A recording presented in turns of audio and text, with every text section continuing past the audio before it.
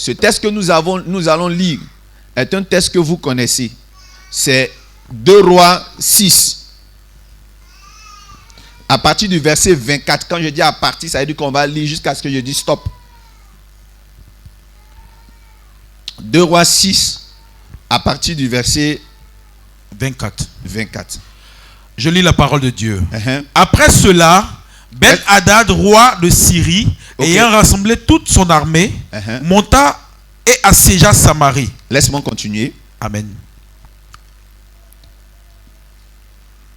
Il eut une grande famine dans Samarie et ils les serrèrent tellement qu'une tête d'âne valait 80 cycles d'argent et le quart d'un câble de fiente de pigeon 5 cycles d'argent. Et comme le roi passait sur la muraille, une femme lui cria: sauve-moi, ô roi, mon seigneur. Il répondit: si l'Éternel ne te sauve pas, avec quoi te sauverai-je? Avec le produit de l'air ou du pressoir? Et le roi lui dit: qu'as-tu? Elle répondit: cette femme-là m'a dit, donne ton fils, nous le mangerons aujourd'hui et demain nous mangerons le mien. Nous avons fait cuire mon fils et nous l'avons mangé, et le jour suivant, je lui ai dit, donne ton fils et nous le mangerons, mais elle a caché son fils. Alléluia. Je m'arrête là d'abord. Vous êtes plongé dans le contexte.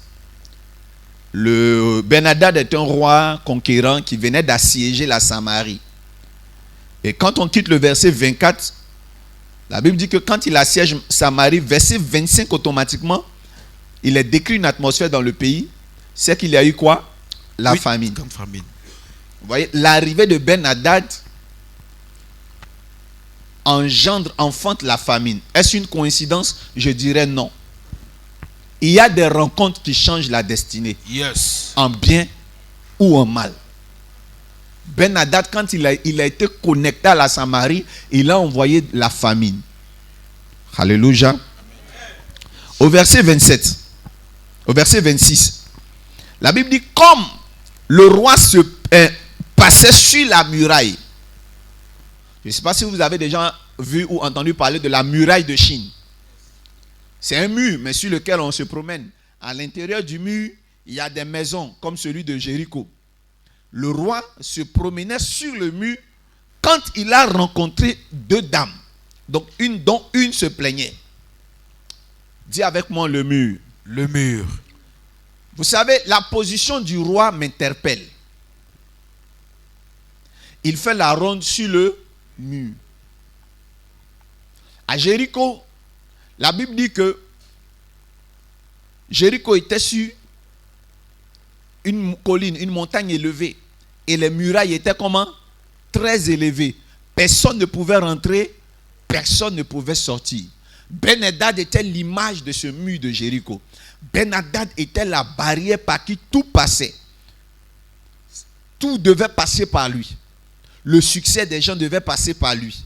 La promotion dans le pays devait passer par lui. Ce qui rentre dans le pays, c'est lui qui décide. Ce qui sort, c'est lui qui décide. Il était la douane. Ben-Hadad ici est l'image du politique, donc l'homme politique africain, surtout francophone. Dans les autres pays européens, je ne sais pas comment, mais moi je veux parler, j'ai une cible aujourd'hui, c'est les pays francophones. Écoutez-moi très bien. Le chef d'État, donc qui est le représentant de l'État, le représentant du gouvernement, marchait sur le mur. Et vous voyez, si je veux parler de Jéricho, si je veux prendre l'exemple de Jéricho, je peux vous dire déjà que le gouvernement, les gouvernants de nos pays sont ceux par qui tout passe. Si tu n'as pas une connexion dans la muraille, tu ne pourras pas sortir, tu ne pourras pas rentrer. Ceux qui sont déjà à l'intérieur du système ne partiront jamais. Dans les États où il y a les dictateurs, vous verrez là-bas que personne ne réussit. À l'intérieur de leur système, personne ne sort. C'est-à-dire que le DG est là depuis 1900, l'ère préhistorique. Tant que le boss est là, ils sont là. Ça fait 20 ans. Ils sont au même poste. C'est-à-dire ils ne connaissent pas AZERTY, QWERTY, ils ne connaissent rien de l'ordinateur. La technologie évolue, mais ils sont toujours dans les mêmes positions. Regardez très bien dans les pays tels que le Tchad, le Niger, la Mauritanie. Vous allez voir là-bas que la télévision évolue. Même au Mali, tout près ici. La télévision évolue partout dans le monde, sauf là-bas. Quand tu regardes leur télévision, tu te demandes, mais attends, qu'est-ce qui se passe? Même si le pays est sous-développé. Pourquoi? Parce que sûrement ceux qui sont à la tête de cette télévision-là ne sont pas actualisés ou réactualisés. Il n'y a pas du sang neuf. Il n'y a pas cette jeunesse-là qui a appris la technologie. On n'est plus au temps de la dactylographie, on n'est plus au temps des sténos. On est maintenant passé à beaucoup d'autres choses. On est dans la TNT. Mais c'est difficile d'évoluer tant que les leaders, le sang ancien n'est pas renouvelé par le sang neuf. Vous voyez, en Samarie, Ben Hadad était à l'image un peu de ce système politique où rien n'avance. Personne ne peut évoluer. Si tu n'as pas un oncle qui est général, tu ne pourras jamais devenir sous-officier. Si tu n'as pas un oncle qui est un chose, comme on appelle ça, président de la fac, tu ne pourras pas évoluer un chose à l'université. Vraiment, chez nous, on appelle ça le séphonisme. Et donc, le pays est quadrillé. Personne ne peut évoluer s'il n'a pas un élément, un électron dans le système. Donc Ben Hadad était à la base de la non-promotion des gens dans le pays. Mais là, il s'agissait de la famine. La famine, c'est parce qu'il n'y avait pas de nourriture. Mais dans le cas, si on doit l'actualiser, c'est la carence de travail. Donc le chômage est vraiment récurrent. Et tout ça simplement parce qu'il y a des Ben Hadad au plus haut niveau de nos administrations, dit Ben Hadad. Alors, une femme vient voir Ben Hadad qui était sur le mur justement, parce que pour que ton problème soit résolu, il faut que tu t'approches du gouvernement. Donc, elle est venue solliciter l'homme politique. Elle dit à l'homme politique que vraiment la famine a fait que j'ai mangé mon enfant. Mais comment ça s'est passé pour que j'arrive à là? Cette femme que voici, qui est une vieille mère, mais qui est une amie intime, m'a demandé qu'on mange nos enfants, mais à commencer par moi. Et après quoi, nous allons manger le sien.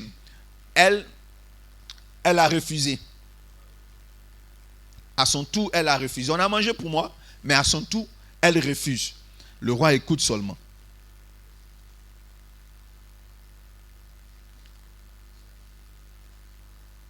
Vous savez ce qui m'a choqué quand elle est venue demander de l'aide? Regardez la réponse, sans avoir bien écouté la dame, la réponse de l'homme politique. Il dit: si l'Éternel ne te sauve pas, avec quoi te sauverai-je? Avec le produit de lait ou du pressoir? C'est-à-dire que toi qui es l'homme politique, on vient vers toi pour te demander de l'aide. Et tu fuis tes responsabilités. J'aimerais dire à un chrétien qui m'écoute, je ne suis pas d'accord. Chrétien, je ne suis pas d'accord pour une chose. Et je te dis une vérité aujourd'hui. Que tu comptes sur l'homme politique. Ne comptons plus sur les hommes politiques. Si ton quartier est sale, ce n'est pas l'homme politique qui viendra balayer ton quartier. Prends le balai, sors, balaye ton quartier. Si tu vois quelqu'un jeter une des ordures par terre, appelle ce dernier, dis-lui de ramasser. L'homme politique ne viendra pas faire. Regardez ici, Ben Hadad dit, ce n'est pas à son niveau, c'est au niveau de Dieu. Alléluia. Ben Hadad qui était censé résoudre le problème juridiquement, il a refusé. C'est au niveau de Dieu. Il a dit, qu'est-ce que je peux faire pour toi? Aucun homme politique ne peut résoudre votre problème. Quand parfois on prophétise sur vous à l'église pour dire, tu seras quelqu'un demain, tu lèves la tête, tu te demandes comment cela se fera-t-il. En fait, quand tu lèves la tête, quand on te dit tu seras policier, tu es en train de chercher dans la police, est-ce que tu as un oncle? Parce que même quand on prophétise, vous êtes persuadé que la prophétie se réalisera à condition que vous ayez une connexion dans le domaine. J'ai déjà dit à une sœur ici, je te vois en Italie, elle a comment lever la tête pour faire? Avant de dire Amen. Vous savez pourquoi elle a fait ça? Elle cherche à savoir si elle a un parent en Italie. Parce que pour elle, même si on prophétise, si on n'a pas quelqu'un, on ne peut pas réussir. Vous êtes dans la période de cet homme qui était malade au bord de la piscine depuis 38 ans. On lui dit, pourquoi tu n'es pas guéri? Il dit, je n'ai personne. Il est temps que nous arrêtions de compter sur l'homme. Ben Hadad ne peut rien faire pour nous. D'ailleurs, c'est lui le responsable de ce que nous vivons. C'est lui le responsable de nos souffrances. Elle dit, nous avons fait cuire mon fils et nous l'avons mangé. Et le jour suivant, je lui ai dit, donne ton fils et nous le mangerons. Mais elle a caché son fils. La sorcellerie. Vous savez, ce n'est plus d'actualité ceux qui disent que les Noirs sont trop sorciers, il n'y a pas de sorcellerie chez les Blancs. C'est faux. Ceux qui sont ici là, ce n'est pas des Africains. Amen. Et leur sorcellerie là même, ce n'est pas en esprit, c'est vis-à-vis. Elles ont mangé l'enfant là. La sorcellerie existe. Et ça existe comme tontine. On mange pour moi, après on mange pour toi. Mais ce que j'aimerais vous dire, l'origine de la sorcellerie, c'est la pauvreté. Je vous l'ai dit la dernière fois. En fait, je ne suis pas en train de redire ce que j'ai dit la dernière fois. J'utilise ce que j'ai dit pour faire une introduction parce que je vais quelque part. C'est la pauvreté. Ces deux dames se retrouvent à souhaiter manger leur enfant à cause de quoi? À cause de la souffrance et de la pauvreté. Il y a une recrudescence de la sorcellerie en Afrique à cause de la pauvreté. Mais cela n'exclut pas cette réalité qu'il y a la sorcellerie en Europe. Cela n'exclut pas qu'il y a la sorcellerie cannibale en Europe, en Chine. Sauf que ici, il y a beaucoup de pauvreté. Dans tous les domaines, il y a la sorcellerie. Et j'aimerais dire que la sorcellerie ici, elle était cannibaliste. Mais il y a d'autres formes de sorcellerie. La jalousie est de la sorcellerie. Déjà même le stage même de la sorcellerie cannibale, là, c'est la jalousie. Quand quelqu'un est jaloux, il va finir par manger l'homme. Il va finir par tuer l'homme. Regardez un peu l'histoire d'Abel et Caïn. Caïn, à cause de la jalousie, on ne sait même pas pourquoi, mais la jalousie animale, il a fini par tuer son frère Abel. Et il n'a même pas regretté. Et je sens cette atmosphère ici en Afrique. Je sens cette atmosphère ici, comment on appelle ça? En Afrique francophone, en Côte d'Ivoire, au Congo. Mais surtout chez les francophones. Et cette jalousie-là, c'est déporté même dans l'église.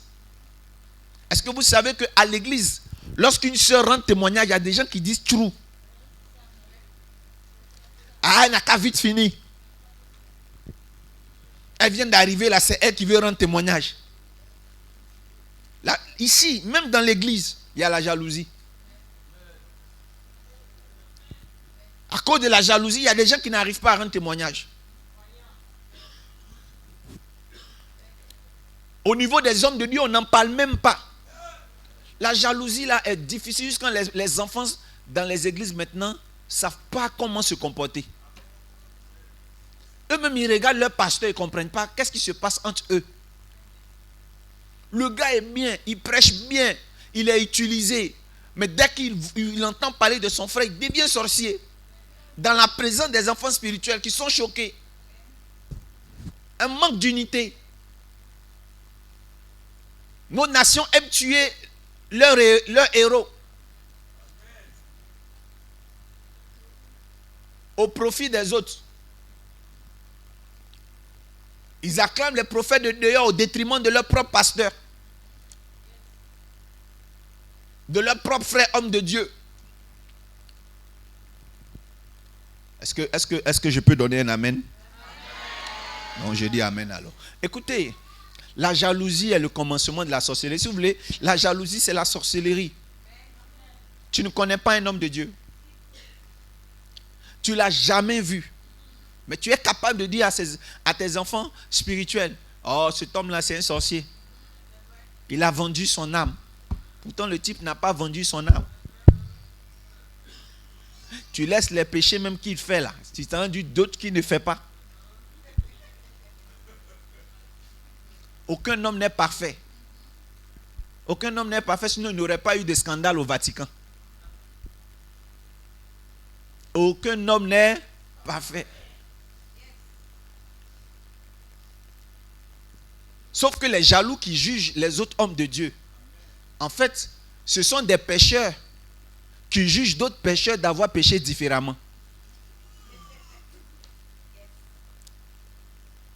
Et donc, la méchanceté est rentrée dans l'église.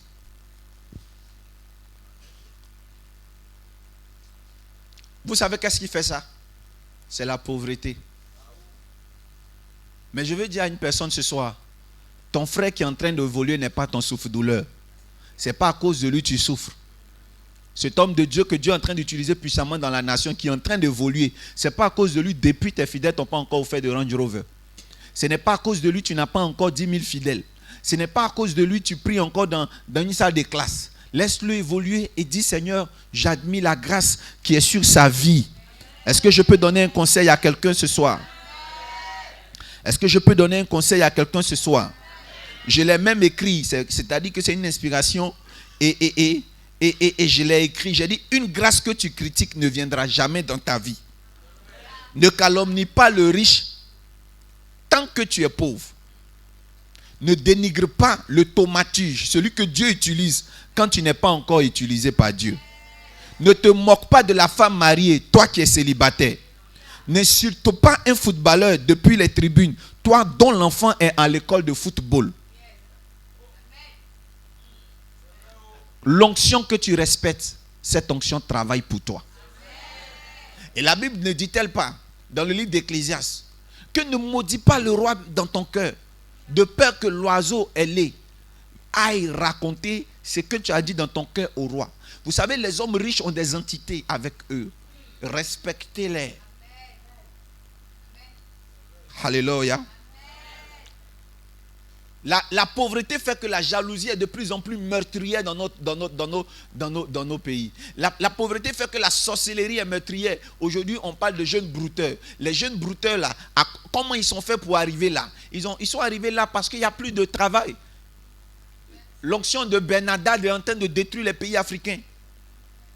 Et cela peut s'arrêter au nom de Jésus-Christ de Nazareth.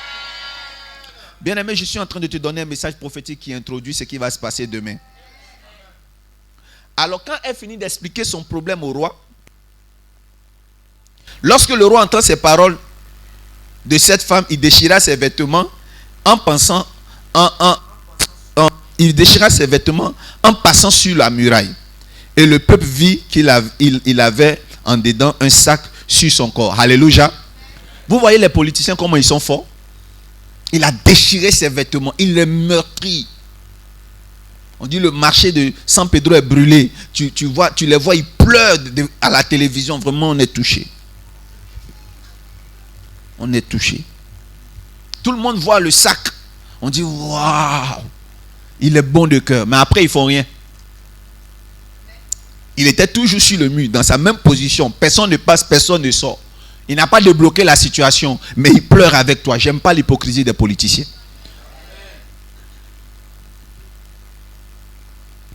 Et depuis les années indépendantes jusqu'au jour d'aujourd'hui, tous les chefs d'État qui se sont succédés ont eu cette façon de faire le beau temps. Or derrière, c'est la chicotte. Comme ça que je dis à un chrétien, levez la tête vers Dieu.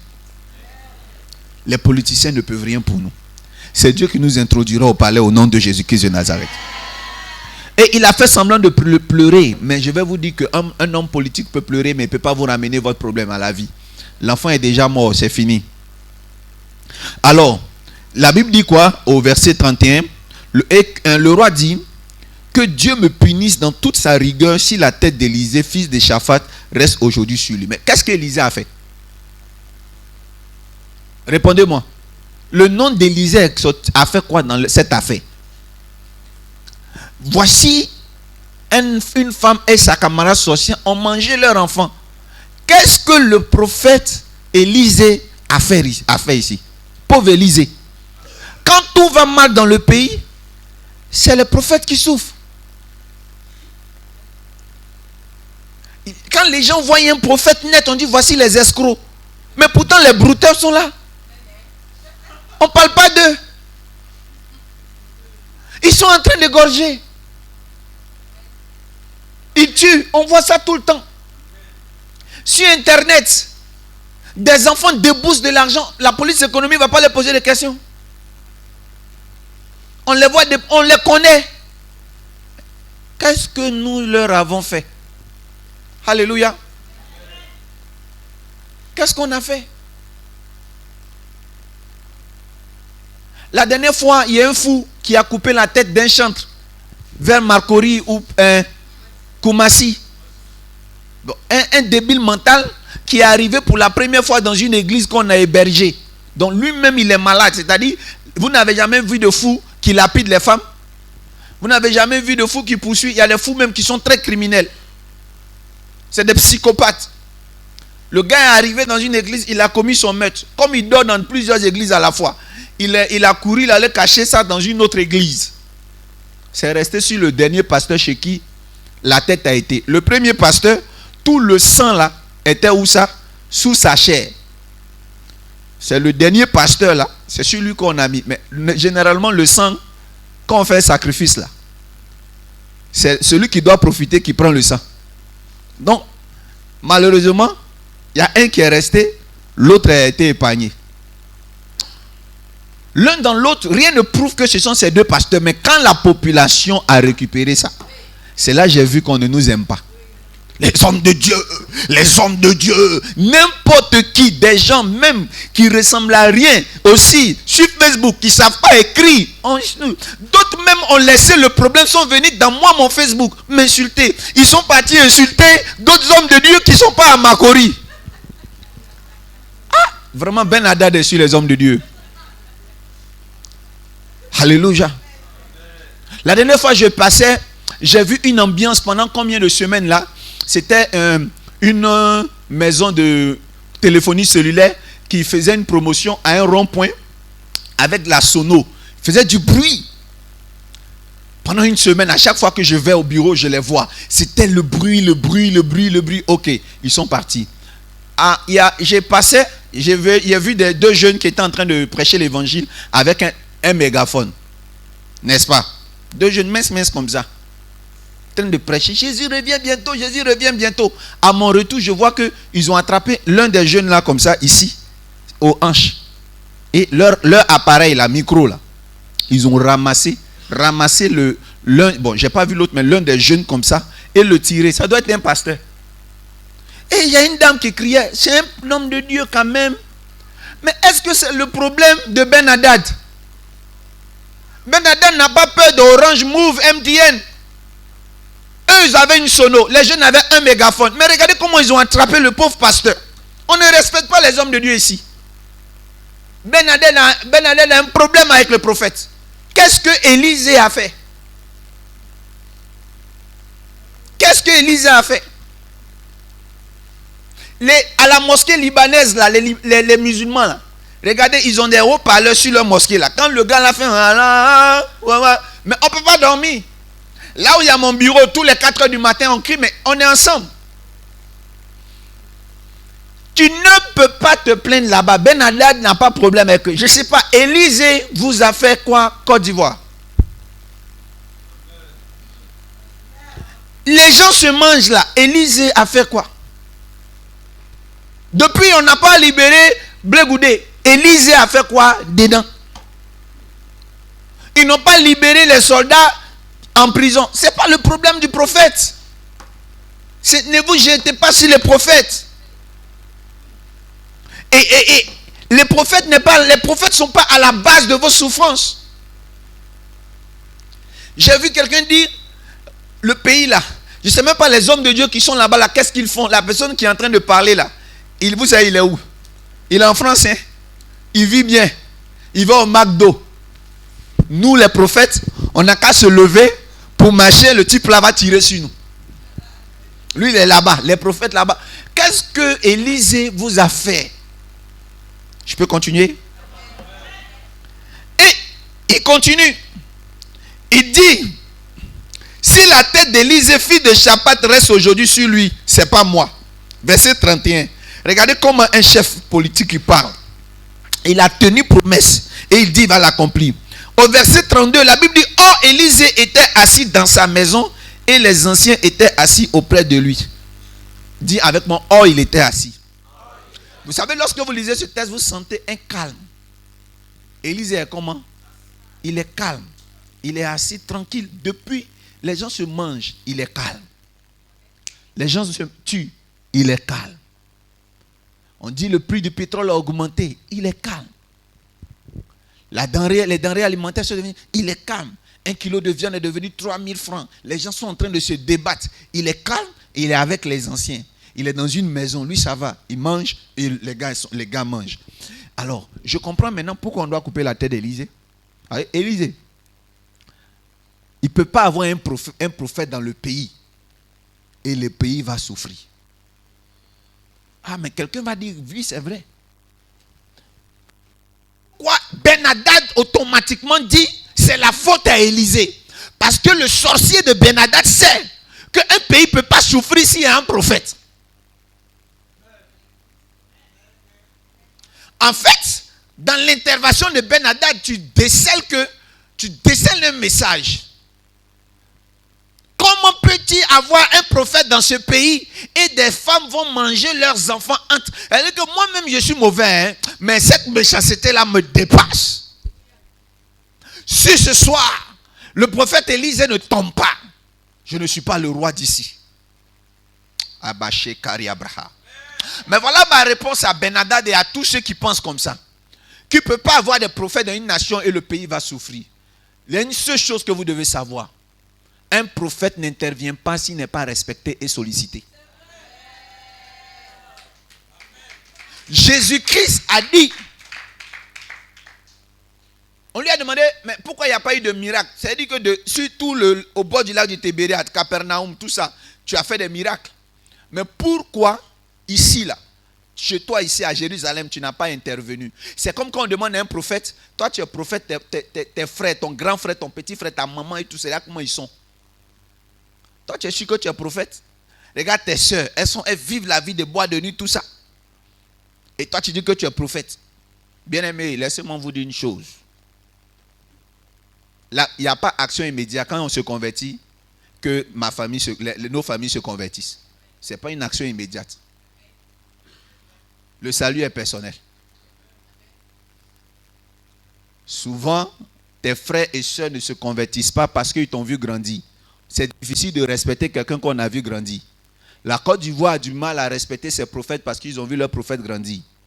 C'est comme un temps quand l'archevêque Kodiak Guy Vincent, nous tous on était dedans. Quand il est revenu archevêque là, on trouvait que c'était un peu bizarre. Parce qu'on l'a vu chanter Kitaki, Kitataki. Ce n'est pas parce que vous l'avez vu grandir au quartier qu'il n'a pas le droit d'être choisi par Dieu. Est-ce que la Côte d'Ivoire peut comprendre ça? Donc, si ma mère ne me respecte pas, elle ne verra pas de miracle. Si elle me voit comme bébé You, elle ne verra pas de miracle. Si elle me voit comme un plaisantin, ou bien comme l'enfant qu'elle a scolarisé, celui qui a frappé, elle ne verra pas de miracle. Côte d'Ivoire. Vous ne verrez pas de miracle tant que vous sous-estimez vos prophètes, tant que vous les voyez comme ça fait rien. L'imam du quartier n'est pas né imam. Il était là, souvent il y en a même qui étaient un balanceur de baka. Dès qu'ils deviennent imam là, regardez comment les musulmans les respectent. N'est-ce pas? Il y a un ami qui m'a vu de loin, il a traversé, il a dit Jojo, il a lancé sa main comme ça. De toute façon, mon fils l'a projeté là-bas. Et puis il dit au gars, c'est mon gars de classe, il y a quoi? Après quand on causait, il lui a dit, mon chef, il faut respecter l'administration. Que Dieu vous bénisse. Il faut respecter l'administration. J'ai un ami, quand je suis allé aux États-Unis, on s'est retrouvés, on a fait la même classe. Nous sommes trois, comme ça, nous étions très proches, qui sommes devenus des hommes de Dieu. Un est devenu prêtre, moi je suis devenu pasteur évangélique, l'autre est devenu grand imam. Oui. Et lui, quand je suis allé là, les gens, quand je l'ai vu, il a fini de faire ces trucs-là. Les gens le saluaient, moi j'attendais mon tour. Mais je n'ai pas venu me montrer pour dire, Doucouré, c'est comment? Non. Voilà, c'est fidèle. Lui et moi, il y a 100 nous, il y a tant qu'on est seul. Mais quand c'est fini, on s'est retrouvé, ce Doucouré a layé son boubou quand il a tapé. Pa, pa, pa. Nos fidèles ne sont pas là. On a commencé à parler langage ivoirien. Maintenant, dès qu'on arrive devant vous, oh, alléluia. Bon, toi, tu vois ça. L'administration, il faut être intelligent. Tu ne peux pas venir rentrer dans lui comme ça. Venez, tu vois son protocole, ses gardes de corps. Vous ne savez pas vous connecter. Après, c'est pour dire que non, depuis qu'il a réussi, il n'est pas mauvais. C'est ton ami. Débrouille-toi. Quand tu vas l'atteindre, ce que tu veux faire, tu fais. Mais en attendant, suis. Parce que demain, Dieu va t'élever aussi. Quand l'élévation va t'atteindre, tu vas vouloir embrasser tout le monde, mais tu ne pourras pas. Bon, c'était juste une parenthèse que je peux fermer. Le prophète était tranquille parce que Ben Hadad ne l'a jamais sollicité. Ses femmes ne l'ont jamais sollicité. C'est pour ça que vous voulez tuer Ben Hadad. Le prophète avait parlé. Il continuait à parler. Mais c'est ceux qui étaient là, qui l'écoutaient là. Eux, ils étaient protégés. Donne-moi un amen et je termine. Revenons au début. Vous vous rappelez que le problème concerne 2 enfants et 2 femmes. L'un des enfants est mort, l'autre n'est pas mort. Vrai ou faux? L'une des dames est malheureuse et l'autre n'est pas malheureuse. Elles ont pratiqué la sorcellerie ensemble. Mais l'une était plus sorcière que l'autre. C'est ce qu'on va dire. Mais en réalité, non. C'est plutôt l'un des enfants qui a eu plus de grâce que l'autre. Donne-moi un amen bien. Il y a des gens d'enfants qu'on ne mange pas.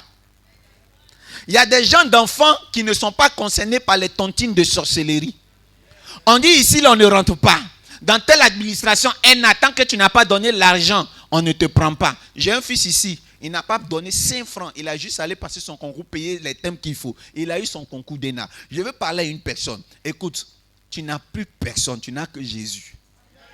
Moi, je ne peux pas te dire, viens, j'ai prié pour toi, mais viens avec 3 millions, j'ai t'introduit chez quelqu'un. Je ne peux pas faire ça.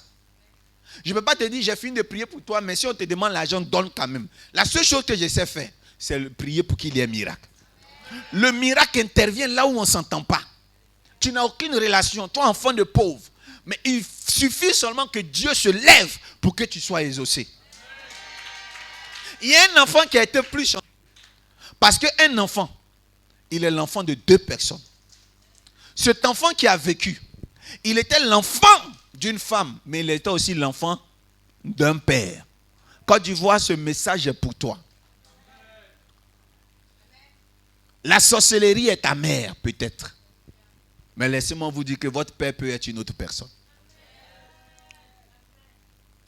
La sorcellerie dans cette nation a enfanté des enfants. Et ces enfants sont en train de mourir parce que leur mère est sorcière. Leur mère patrie pratique la sorcellerie. Mais une seule chose, enfant, une seule chose te protégera. C'est la prière de ton père. Ton père qui n'a pas vendu son âme. La prière de ton père qui n'a que pactisé avec Dieu. Pourquoi cet enfant n'est pas mort? Parce que sûrement le père de cet enfant était assis avec le prophète Élisée. Pourquoi est-ce que Ben Hadad voulait absolument qu'on tue Élisée? Voici la réponse. Madame, si on n'a pas réussi à manger l'enfant de l'autre là, c'est justement parce que l'enfant est protégé par le prophète Élisée. Regarde, il y a quelque part une personne qui a survécu à la sorcellerie, qui a été grâce à la prière d'un prophète. Vous n'imaginez pas ce que les prophètes font pour beaucoup de personnes dans cette nation. Vous partez aujourd'hui à l'hôpital. Un simple accouchement, un enfant de 2,50 kg, césarienne. 3 kilos, césarienne. Nous autres, on avait 4 kilos. Nos mamans nous ont poussés. On est sortis. La médecine était moins développée qu'aujourd'hui. Mais les médecins mangent sur vous. On vous a déchiré. Le pansement a été mal fait. Tu saignes, tu ne coagules plus. Après, c'est RIP. La femme est décédée. Après, l'enfant décède. Négligence de la médecine. Tu as un petit problème. Qui est un problème de sirop. On va t'opérer. Combien? 1 million. 1 million de francs CFA. Tu dois payer. Tu dois payer. C'est dans ça beaucoup meurent. Mais je vais vous dire pourquoi est-ce que beaucoup sont épargnés en ce moment. C'est grâce à la prière des prophètes dans cette nation. Une femme devait se faire opérer à presque 1 million de francs CFA. Elle est veuve, elle a ses enfants qu'elle scolarise. Elle a pu avoir l'argent. Voici la rentrée scolaire. Est-ce qu'elle doit payer l'opération ou bien est-ce qu'elle doit mourir pour laisser ses enfants aller à l'école en payant leur scolarité? C'est sur cette route de réflexion qu'elle a rencontré le prophète. Le prophète a prié pour elle gratuitement. Hein? Elle a été guérie. Est-ce que l'OMS ne doit pas rendre hommage au prophète? On a prié pour des femmes, des fibromes sont tombés ici à l'église. Ce que les médecins n'ont pas pu faire. Il y a une dame qui était enceinte de 13 mois et demi, presque 14 mois, à Oumé. J'ai prié pour cette femme-là. L'enfant porte mon nom en ce moment. Quand un enfant a fait déjà 14 mois dans le ventre, il a plus de 4 kilos. Mais elle est sortie sans césarienne. Et je veux parler aux sages-femmes. Faites un effort. Même s'il faut taper les petits filles, tapez-les, elles vont pousser. Arrêtez de déchirer, et puis vous déchirez mal. Vous mettez des cicatrices n'importe comment qui ont des formes bizarres.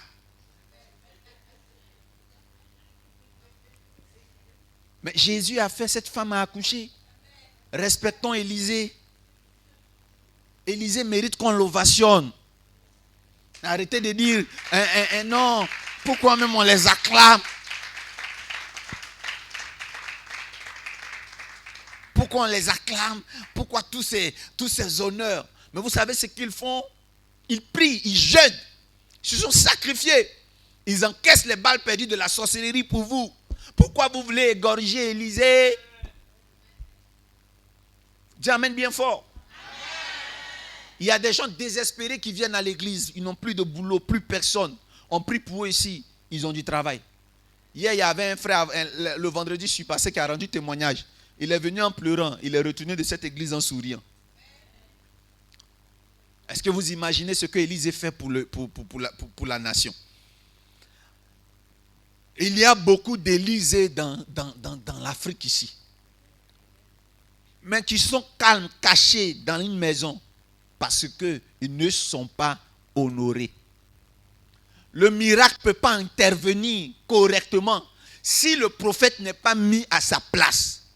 Il mange le foutu comme toi, non? Il rit comme toi. Mais respecte son onction. À cause de la grâce qui est sur lui. Respecte. Élisée, tu ne mourras pas. Vous savez, pour que Dieu se glorifie davantage dans une nation, il faut respecter l'homme de Dieu. Parce que, arrêtez, je n'aime pas encore de voir les gens qui disent, moi je préfère rester chez moi à la maison pour prier. Tu ne verras jamais Dieu. Celui qui est resté à la maison pour prier, qui a réussi là, dites son nom, moi je vais arrêter de servir Dieu, je vais aller prier aussi à la maison.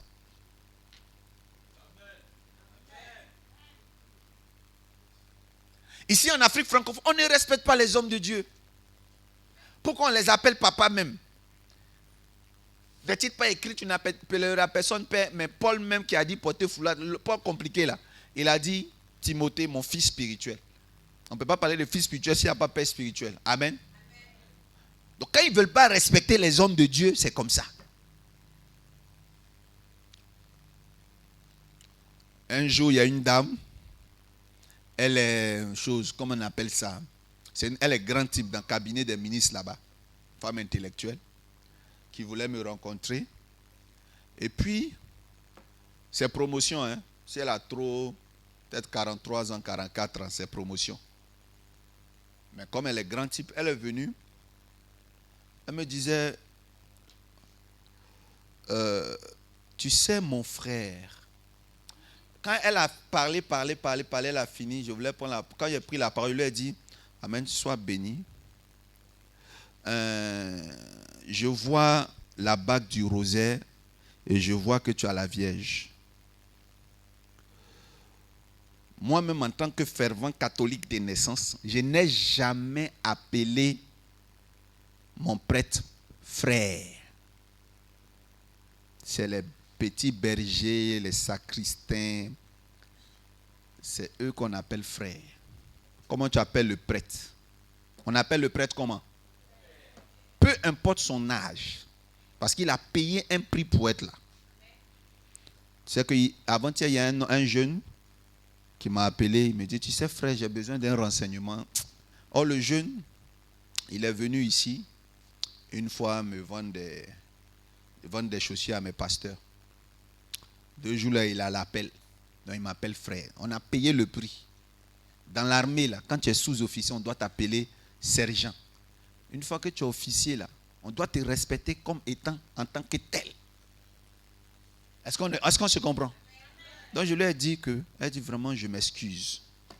Mais quand elle est partie, je suis sûr qu'elle a dit dans son cœur, il est orgueilleux. Mais quand c'est l'abbé, il n'est pas orgueilleux. Vous ne savez pas que c'est des clés. On appelle ça les formules de politesse, même dans la vie.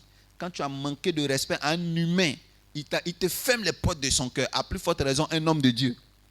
Donc, en toute humilité, les prophètes demandent que vous les respectez. Ça aussi, c'est de l'humilité. Parce qu'ils savent qui ils sont. Élisée est assis dans la maison. Il ne sortira pas tant que Élisée n'est pas honoré. Et c'est un message sur la nation pour dire que nous ne voyons pas nos prophètes parce que nous les avons tous mangés dans une sorte de dénigrement. Nous les avons mangés comme ça, dans les critiques. Alors je termine par un phénomène que j'ai décrit tout le temps. La dernière fois, j'ai rencontré une femme, et ça je vais toujours le dire. Cette femme-là, elle a été un peu bête de me rendre son témoignage avant de me demander de l'aider. Elle dit, j'ai beaucoup voyagé, j'étais en Sud-Afrique. Et là-bas, j'ai rencontré Alpha Luku.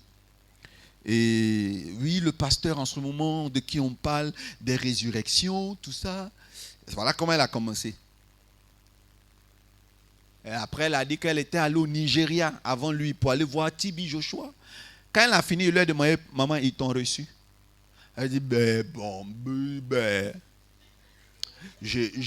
on peut dire comme ça, mais on peut dire non, parce qu'on était assis là pendant la messe, et il est venu vers nous, et puis il a dit, receive, take it, receive. J'ai dit, ah, ok.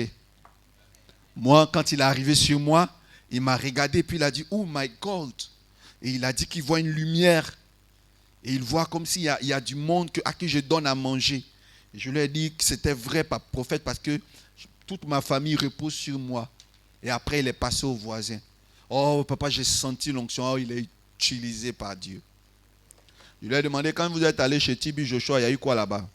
Il a dit, bon, là-bas, là, lui, on était un peu de loin. Et c'est là, il a dit, receive it. On a dit Amen. Mais papa, j'ai senti la chair de poule. J'ai dit Alléluia. Amen. Que le nom de Dieu soit béni. Il n'y a pas de souci. Bon, je vais vous rappeler une seule chose. C'est vous, Madame Tan? Oui. Comment vous avez parlé à mon assistante hier? Elle a dit, papa, je ne vois pas. Je dis, hier seulement, hier. Vous avez dit quoi à mon assistant? Que c'est trop difficile d'avoir l'homme de Dieu. C'est trop difficile. Vous allez composer le numéro de TB Joshua maintenant. Appelez-le, il va décrocher. Je lui ai dit ça. Peut-être qu'elle va regarder la vidéo, elle va rire elle-même. Je lui ai dit, elle n'a qu'à appeler TB Joshua là, devant moi. Il n'a qu'à décrocher. De toute façon, elle est dans mon bureau. Est-ce qu'au Nigeria, elle peut être dans le bureau de l'homme là comme ça? On n'a qu'à dire la vérité. Chez eux là, tu écris tout ton nom sur papier, maladie. Même si c'est sida, tu dois écrire. Et puis vous attrapez. Quand l'homme de Dieu arrive, on dit de crier, help me, papa, help me. On voit tout ton djaba sur le truc. Tous tes problèmes là sont écrits. Papa, help me. Quand il regarde maintenant sur le papier, il voit. Ton nom est déjà écrit. Or, nous, quand tu viens, souvent, même, tu as arrêté comme chez Marabout, moi-même de trouver ton nom. On se concentre, on se muscle, on va dire ton nom. Tu dis, waouh, Dieu l'utilise. Quand on finit, vous laissez le panier vide devant nous, puis vous partez, vieux. Arrivez là-bas, mais l'homme de Dieu, il est gentil. Il ne parle pas beaucoup d'argent, surtout moi, lorsqu'il reste chez vous. Il ne demande pas l'argent, mais c'est un piège. Faites les offrandes. Les offrandes ouvrent les portes. Dites amen bien fort. Et l'une des choses maintenant, quand j'ai fini de dire tout ça, je lui ai dit, bénissez Dieu parce que nous ici, en Côte d'Ivoire, je ne sais pas comment les autres, mais chez moi, je suis très simple d'accès. Souvent, mais je suis très fatigué. Mais je dois recevoir quand même.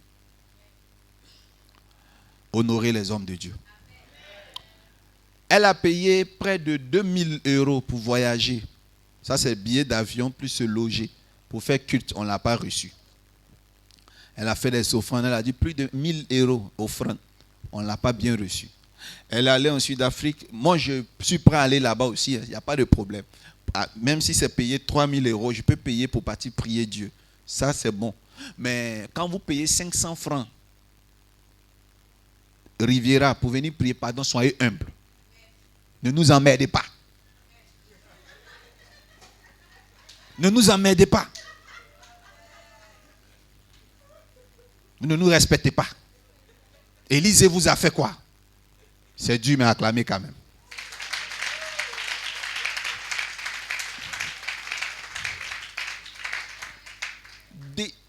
les choses que vous regardez à la télé, c'est parce que nous, on n'a pas caméra. Les choses que vous regardez ailleurs. Et je prouve beaucoup d'admiration chez les hommes de Dieu qui sont utilisés par Dieu. Sauf que l'effet que ça vous fait, ce n'est pas trop pareil avec moi, parce que c'est comme deux professeurs de mathématiques, quoi, mais qui n'ont pas le même moyen de transport. On fait les mêmes choses. Ici en Côte d'Ivoire, vous avez des prophètes. Dans les pays francophones, vous avez des gens bien. Lisez, vous avez fait quoi? Vous avez des gens bien. Vous avez des hommes de Dieu qui sont puissamment utilisés. J'ai un jeune qui est venu me dire qu'il est allé au Ghana pour qu'un homme de Dieu prie pour lui. On lui a demandé d'envoyer la tête d'aigle. J'ai dit, c'est que tu ne seras jamais prophète. Aigle. Pendant le jour où tu l'as tué, l'autre qui est à côté tue pour m'envoyer un aussi.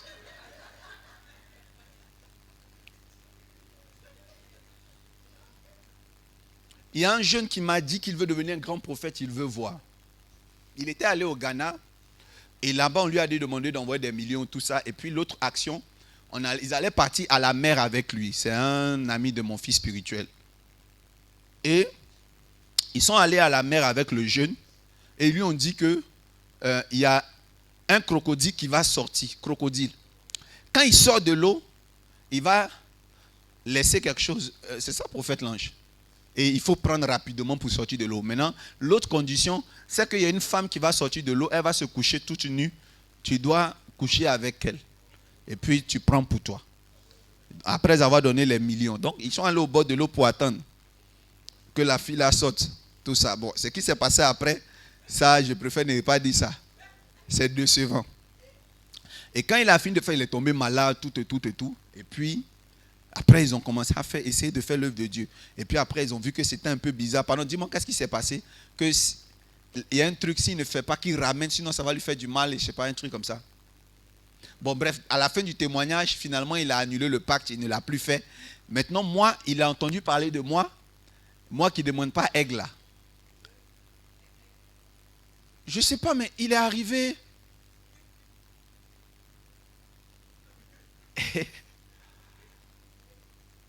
Il veut devenir un grand prophète. J'ai dit, ok. J'ai prié pour lui.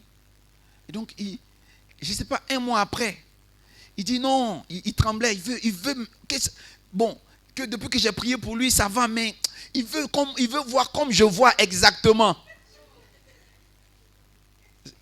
Qu'au Ghana, là, quand les hommes de Dieu ils prient, en même temps, le lendemain, les gens voient. C'est là que je lui ai dit que, petit frère, parce que moi, je n'appelle pas tout le monde fils. Ce que j'appelle fils, tu es vraiment mon fils. Si tu t'appelles fils, tu es mon fils. Donc, pour ne pas lui manquer de respect, je dis petit frère, vraiment, je suis désolé. Il faut faut aller au Ghana. Le pasteur qui va prier pour toi et tu vas voir le lendemain, tu vas être comme moi là. Pardon, s'il a réussi à faire ça, tu viens me voir. Moi aussi, je vais partir là-bas. Je vais devenir puissant aussi. Donc, j'attends l'adresse. Et donc, prophète, j'espère que je n'étais pas vexé. J'ai dit, moi-même, je ne suis pas vexé. Mais j'ai en admiration la puissance des Ghanéens. Sauf que je n'ai pas de transport pour partir là-bas. Et puis, je n'ai pas le temps. Parce que moi-même, ici, à l'église, là, si je m'absente déjà 3 dimanches, les gens ne viennent pas. Je suis obligé d'être là. Je suis collé depuis ce qui est dans la nuit là, il y a peur. Si je m'en vais, les gens ne viennent pas. Donc, va. Si c'est bon, tu viens me dire. J'ai ironisé, j'ai rigolé, mais c'est une triste réalité sur la Côte d'Ivoire. Bien aimé, je suis au négatif. Il n'y a pas, même mes chants prophétisent. Arrêtez d'aller vous coucher dans des forêts noires, on vous pimente, on vous chicote. C'est inutile. La Côte d'Ivoire a aussi son prophète. Le résultat que vous pouvez obtenir en payant de longs voyages, il y a ça ici. Le seul problème, respectez et lisez. Peu importe l'homme de Dieu, au-delà même de ma personne, vous allez aller ailleurs. Vous allez partir partout. Ayez les clés pour vous connecter. Donnez-moi un bon amen. Alors, je tiens à dire que l'enfant n'est pas mort parce que lui, il avait une couverture spirituelle. C'est vrai que sa mère était sorcière, mais son père était certainement le fils spirituel d'Élisée. Bien-aimé, si tu as un homme fort derrière toi, tu ne seras jamais atteint. Je suis allé à l'intérieur du pays, j'étais au nord. J'ai rencontré un homme de Dieu. Il a filmé une scène avec son petit téléphone chinois. La scène est que une femme avait la poliomyélite et puis elle a été guérie. Et puis ses enfants autour de lui ont dit qu'il fait ça beaucoup. Et puis la question que je me suis posée, Seigneur, mais pourquoi il n'est pas connu? Pourquoi nous on souffre à Biguin ici? Il y a un homme qui est puissamment utilisé. Et puis la voix de Dieu me dit, demande-lui qui est sa couverture. Je lui ai demandé qui est ton père spirituel. Il m'a dit Christ Oyakilome. J'ai dit dans mon cœur, Yo Kasba. Tu m'as, hein? Je lui ai dit, Christ Oyakilome est ton papa. Tu le connais comment? Il dit non. Oh, moi, lui, depuis longtemps, c'est Christ Oyakilome. Il m'a montré plein de prospectus de Christ Oyakilome. Et il dit que quand Christ Oyakilome sort à la télé comme ça, là, il met sa main sur l'écran. Et puis quand Christ Oyakilome dit, I receive. Receive. Et puis lui, il répond, I receive. C'est là que je lui ai dit, quand on était là en train de te parler, et puis j'ai fait sortir une phrase en anglais. Il dit, hein? J'ai dit, tu ne comprends pas anglais? Tu mens, hein? Abi, on va parler anglais. J'ai redit encore une autre phrase. Il dit, vieux père, moi anglais, c'est pas trop fort. Il dit, mais quand ton père spirituel, tu comprends quoi? Mais tu mens.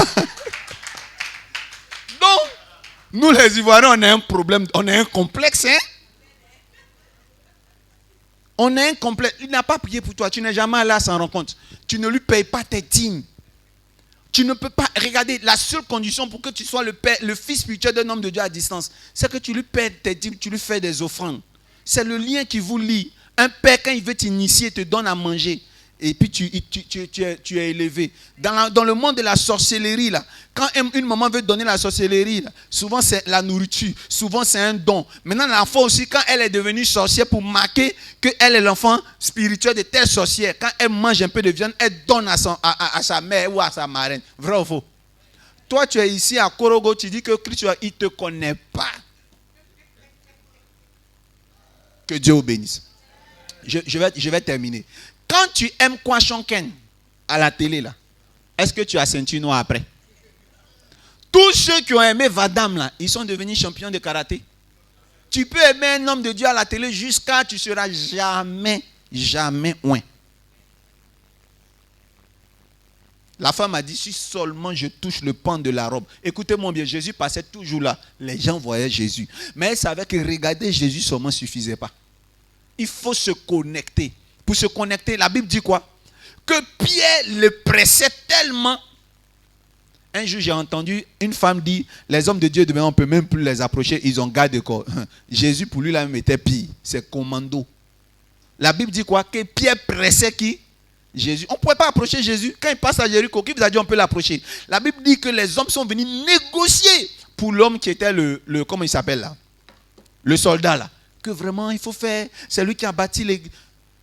C'est pas évident d'entrer en connexion avec un homme de Dieu. Il faut la foi. Dites amen. Parce que l'homme de Dieu est comme le soleil. Quand tu es de loin, il t'éclaire. Quand tu te rapproches, il te brûle. La familiarité n'est pas bien. La meilleure position pour profiter du soleil, c'est d'être loin. Donc Dieu, pour vous-même, vous protéger, il met un cercle autour de l'homme de Dieu pour filtrer, pour que vous soyez en sécurité. Parce que rentrer plop comme ça d'un homme de Dieu, ce n'est pas bon. Rentrer ce n'est pas bon. Rentrer de façon désordonnée, mal impolie, ce n'est pas bon. Sachez incliner un peu la tête. Les hommes de Dieu méritent les hommages. On peut acclamer le Seigneur. Alors demain, il y aura un festival de prodiges. Un jour, un homme de Dieu s'est levé et dit, afin que cette nation sache qu'il y a un prophète. Mais après, ce qui est arrivé, il ne suffit pas de dire la Côte d'Ivoire a aussi son prophète et puis on ne voit rien. Demain, Dieu va se glorifier. Je veux que tu invites quelqu'un Et venez vite parce qu'il se peut qu'il n'y ait pas de place. J'ai beaucoup d'enfants. Il y a d'autres qui sont en train de quitter Oumé, qui sont en train de venir. Qui sont en train de quitter le nord, qui viennent. Donc, cette fois-ci, ça serait un peu différent. Donc, venez très tôt, à partir de 16h. On va commencer à louer le Seigneur jusqu'à ce que le prophétique commence. Il y aura d'autres hommes de Dieu. Est-ce que tu as aimé le message de ce soir? Élisée vous a fait quoi? Élisée ici, c'est l'image d'un homme de Dieu dont le charisme est négligé. Et pourtant, le pays va mal. Il est temps qu'on aille taper à la porte d'Élisée pour lui dire au secours et non qu'on cherche à le tuer. Le plan satanique et diabolique en ce moment est de faire tout pour que les hommes de Dieu soient discrédités. Aujourd'hui, les hommes et les femmes se méfient des hommes de Dieu. Plus que se méfier même de comment on appelle ça. Vous voyez, quand on se méfie, quand une fille a été violée, une fille a eu un mougoupan, et puis quand même, quand un homme vient la draguer, elle dit oui. Là. C'est-à-dire que malgré tout ça, elle ne se méfie pas des hommes. Mais on ne sait pas ce que les hommes de Dieu leur ont fait, mais elle se méfie des hommes de Dieu jusqu'à... Elle est venue à l'église il n'y a pas longtemps. Il y a un sujet de prière qui est en l'air depuis sa saison. Ça fait 2 semaines. Elle a déjà quitté l'église. Pourtant, elle est célibataire. Elle est avec un gars dans la maison, concubinage. Ça fait 10 ans. Il lui a promis mariage. Il ne fait pas. Mais elle est dedans. C'est pour Jésus 2 semaines là. Elle ne vient plus à l'église. Élisée vous a fait quoi? Acclamez pour Élisée. Tu vas te tenir debout, on va prier le Seigneur. On va prier le Seigneur. Seigneur, en ce lieu, je vois des greniers et que ces greniers soient toujours pleins. Je vois des paniers et que ces paniers soient toujours remplis de bons fruits. Je vois ta main puissante sur des vies et que ces vies soient toujours protégées par toi. Seigneur, un homme sans couverture, une personne sans couverture est exposée au Ben-Hadad. Je prie, Jésus, que tu sois leur couverture. Je prie aussi, Seigneur, que tu me donnes la qualité d'être une bonne couverture pour eux. Seigneur, je vois devant eux un fleuve. Je prie qu'ils puissent s'abreuver de ce fleuve. Et que tout esprit de non-accomplissement soit brisé et détruit au nom de Jésus-Christ de Nazareth. Maintenant, dites Amen. Amen. Acclamez le Seigneur et asseyez-vous. Levez les mains, on va prier. Tu vas répéter avec moi. Seigneur, sois à notre départ. 1, 2, 3, c'est parti. Seigneur, sois à notre départ, à notre arrivée, tout le long du chemin. Sois à notre retour, que nos greniers soient toujours pleins. Au nom de Jésus. Amen. Salut ton frère, salut ta soeur. Dis-lui, on a demain à 16h pile pour le programme La Côte d'Ivoire a aussi son prophète.